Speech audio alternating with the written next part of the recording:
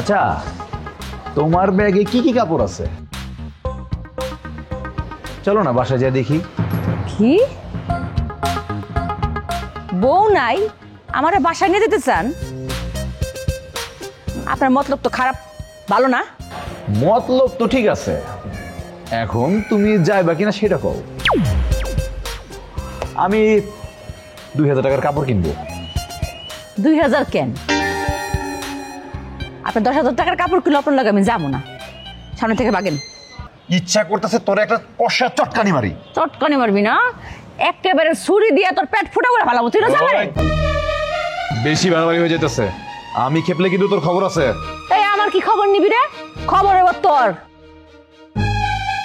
আমি 1 থেকে 5 পর্যন্ত গুনবো, এর মধ্যে বিদায় হবি, নাহলে কিন্তু তোর মুখে মধ্যে চাক্কু বসাই দেবো। কি আমারে চাক্কু বসাবি?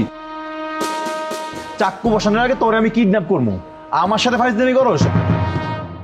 ভদ্রভাবে কাপড়ের দাম জিজ্ঞেস করছি, সেটা তোর ভালো লাগে না? না আমার আবল তাবল কথা কস। আমার তো ভুল হয়ে গেছে গা, তোর লাগে আবুল তাবুল কথা কইছি। তোর তো মা দরকার ছিল, তুই আমার ইঙ্গিত দিয়ে কথা কইছস। তোর যে কি করব আমি তোর মাইরে হলাম, আমি তোর এইটা ওটা মাথা ফাটালাম। আরে তুমি তো আমার ভুল বুঝতেছো, আমি তো আমার মা বোনের জন্য কাপড় কিনতে চাইছিলাম, আর তুমি আমার ভুল বুঝলা। তোরে ভুল বুঝি নাই, তুই একটা বাটপার, তুই একটা বদমাইশ। খালি কাপড় কিনার নাম করে কথা কইতে চাস মেয়ে গুলো না? বদমাইশের বাচ্চা বদমাইশ। খবরদার, গালি দিবা না, গালি দিবা না, গালি দিলে কিন্তু খবর আছে, উঠাই নিয়ে যাবো একদম। কি উঠাই নিয়ে যাবি তুই? হ্যাঁ, আমি খালি একটা বাসি ফদিমু। হ্যাঁ, 10 জন 10 দিক থেকে আসে তোর এই জায়গায় মাইরা তারপর ভর্তা করে দিয়ে যাবো। তুই আমার চিনাস? ভালো হয়ে যাইস।